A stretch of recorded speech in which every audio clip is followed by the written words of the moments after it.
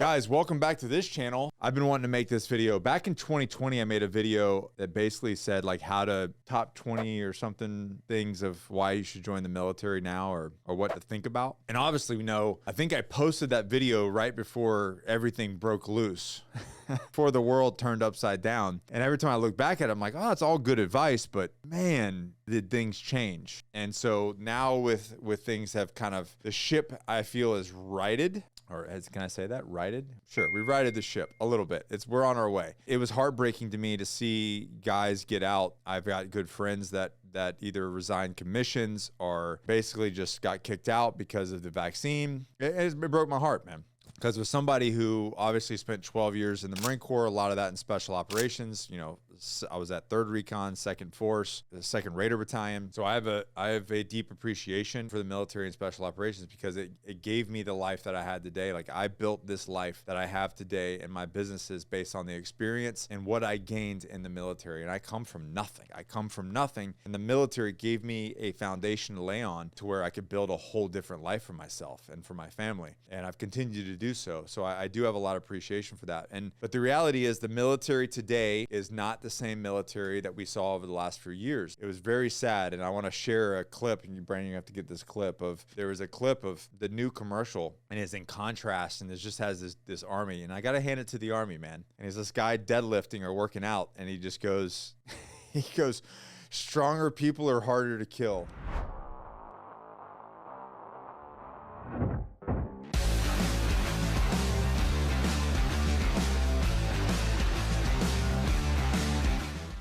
Stronger people are harder to kill. And I'm like, yes, dude. I'm like, we're back. We're back to being a strong military. And the reality is you have to look at what is the military for? Military's purpose is not to make good civilians. And I had to get over myself on that one when I was a transitioning veteran. Like a lot of vets want to blame the military for their lack of success. That's not their mission. The military's mission is solely to equip, train, and to fight our nation's battles. That's it. Pretty cut and dry. Like, that's all we're there to do. Anyways, over the last 20, we ended up, last 4 years, we ended up with this woke, like ridiculous unicorn rainbow shit in our military that has no purpose being there. Like if you want to do that out in the world in your own personal life, like cool, I'm all for it. Like welcome to America. You want to be a blue-haired flaming unicorn? Fucking right on, dude. You can do that. But that doesn't work in the military. Doesn't work in our armed forces. So nonetheless, we just lost true leadership in the military. And now with President Trump as the commander-in-chief, with Pete Hegseth coming on as a Secretary of Defense, we're seeing a return to strength and discipline and that mission first and leadership, which what I'm saying about that is going back to the core purpose of our armed forces, of the military, is to train and equip and to fight our nation's battles. And that's it. It's not about your feelings. And I think that's where we kind of went wrong, was all of a sudden we're like, well, we have to worry about everybody's feelings. Nobody gave a shit about my feelings when I was in the military. That's a fact, because we had a mission to do, and that was it. It makes it very simple. So now coming into this world with the Secretary of Defense being Pete Hegseth, and then them kind of pushing out some of the general officers that have kind of corrupted our military over the years, holding them accountable for the way that they spend money, etc. I think now I can honestly say, now that we've made this shift, they're actually, I guess not pardoning, but they're looking at who all got kicked out, and they're making offers, or will be soon making offers for those people who got kicked out to come back or recoup what they've lost. And I think that's the honorable thing to do, because the way they want to give these people, like,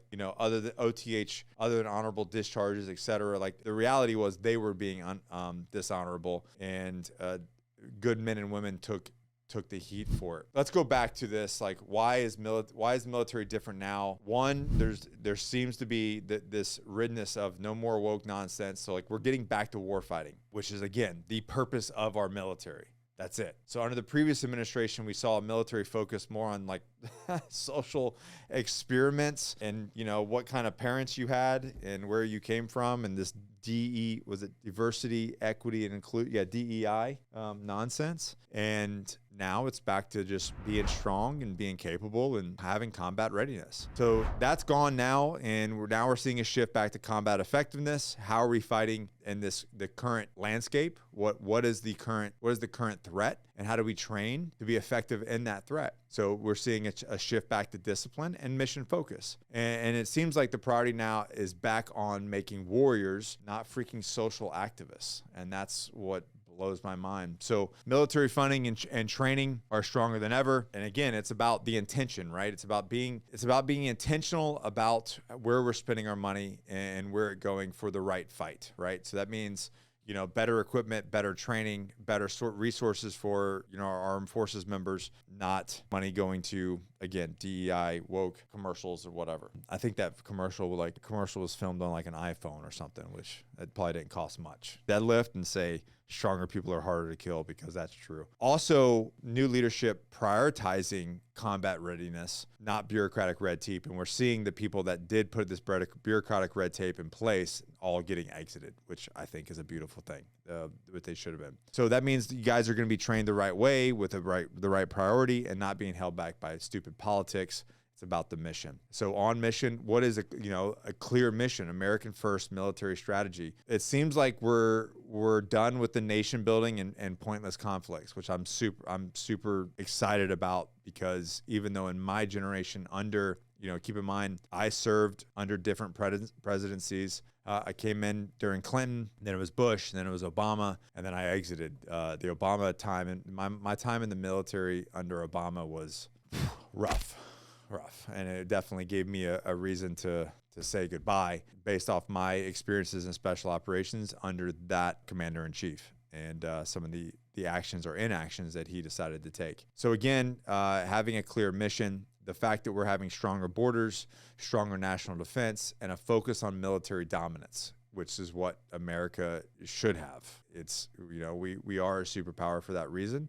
We can do a lot of good and we can do a lot of bad, but nonetheless, us having a weak military, because keep in mind, our enemies, the ones who want to see America do harm, don't have weak militaries, and they don't have people in the military that are weak-minded or focused on how many moms you have. So what's great about this, and what I really have liked about Trump, his first administration, is he didn't send young men into situations without a clear purpose. And matter of fact, he didn't send young men to do much, because he knew that having a bunch of young men walking on roads just getting blown up for no reason was not effective. So he sent in very surgical special operations teams to do a very specific mission set. And one of the things that always has never set well with me was sending 18-year-olds just to be bullet catchers or IED magnets. And I know that a lot of young guys, in the grunts or whatever, is like, no, I want to go do it, and I get it, and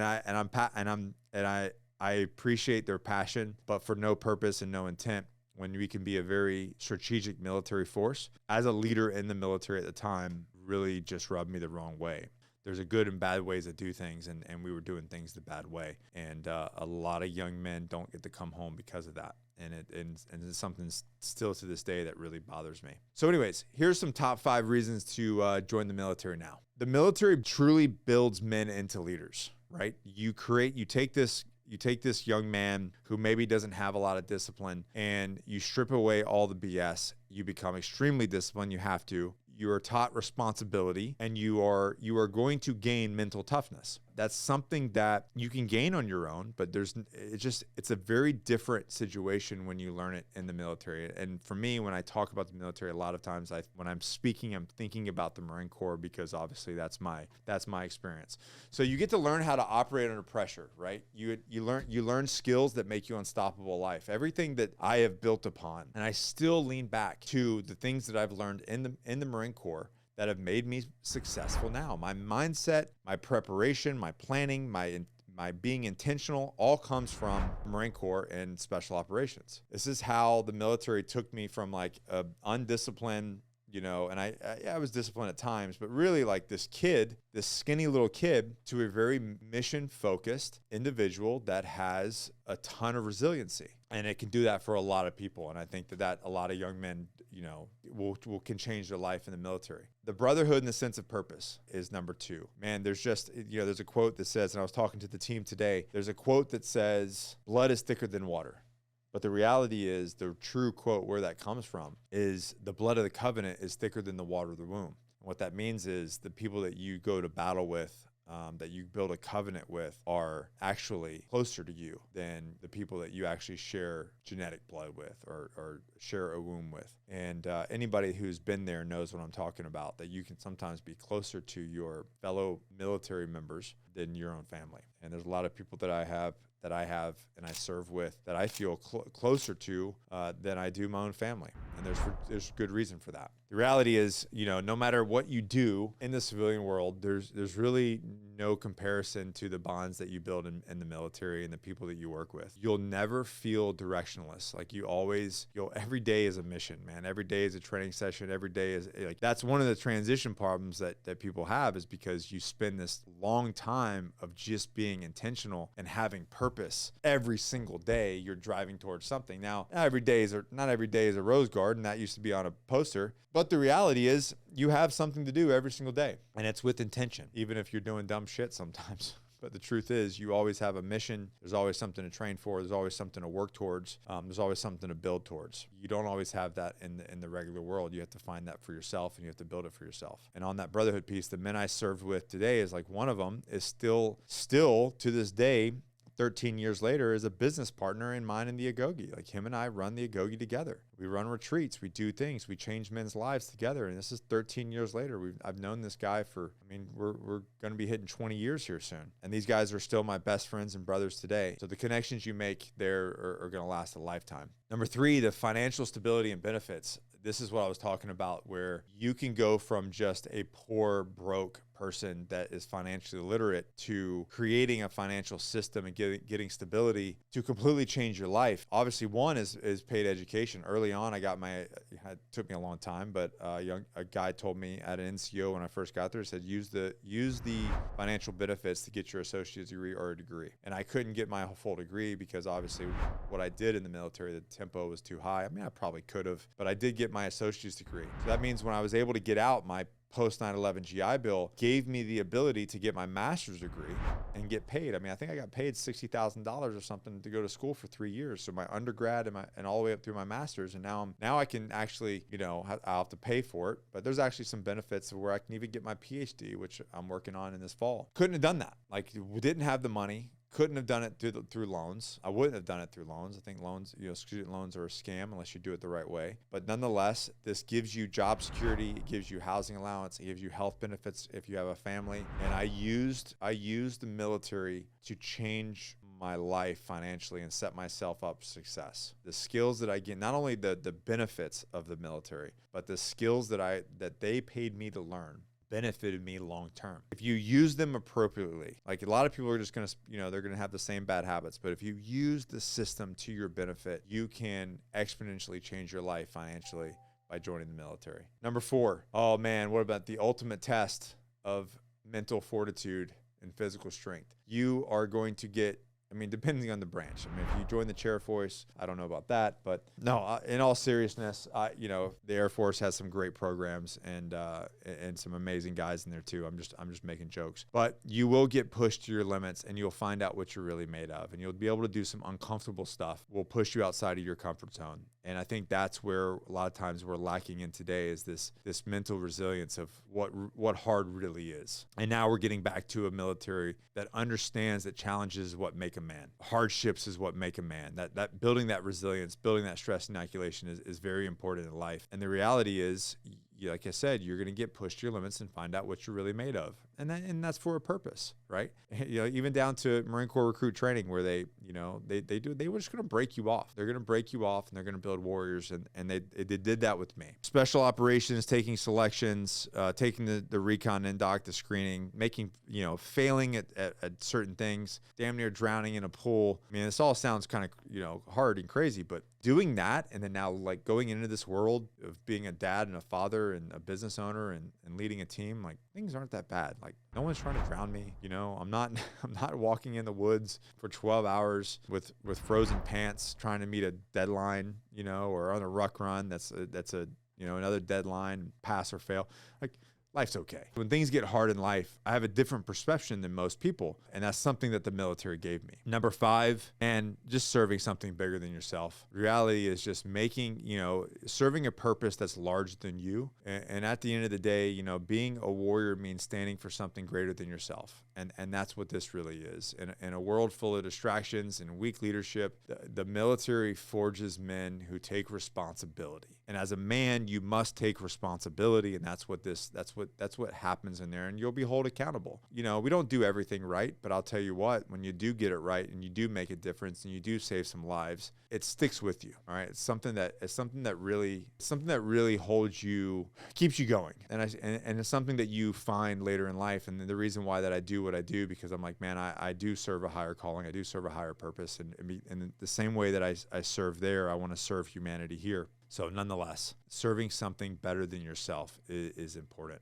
Again, so should you join? I don't know. Here's what to consider. It's not for everyone, that's for sure. But nonetheless, if it's something that, if you fit into that demographic of like, hey, I want to go serve something greater myself, I want to say that I serve my country and get paid to do it and get a ton of benefits, then you should. There's a bunch of different options out there. There's multiple branches. There's multiple jobs in every branch. They all have their own culture. So you have to see what fits for you. But here's the deal. Do you want to challenge yourself daily? There you go. That's a spot for you to do. Are you willing to put service above yourself? Because it ain't about you. Yeah, there's some things that you're going to get. But at the end of the day, it is not about you. And you need to understand that. And I think a lot of young people really, really worry about themselves too much. And service is really about just that. It's about service, not to yourself. And then are you looking for purpose and structure, learning how to be a leader and true leadership, then there you go. This isn't for everyone, but if you're tired of drifting, if you want to be trained by some of the best warriors in the world,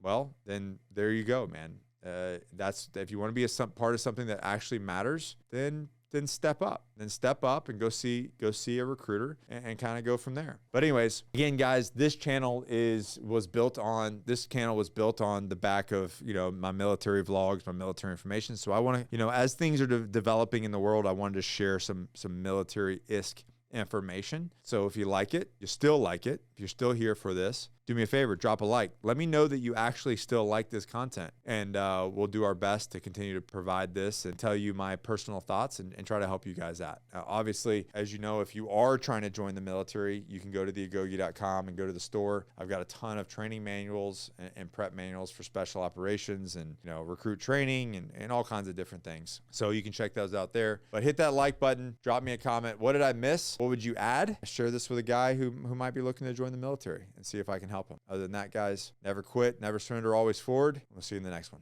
Peace out. Hey guys, thanks for watching. I really appreciate that. Remember to like it. Remember to drop me a comment. I want to respond to it. I'm actually the one responding to the comments.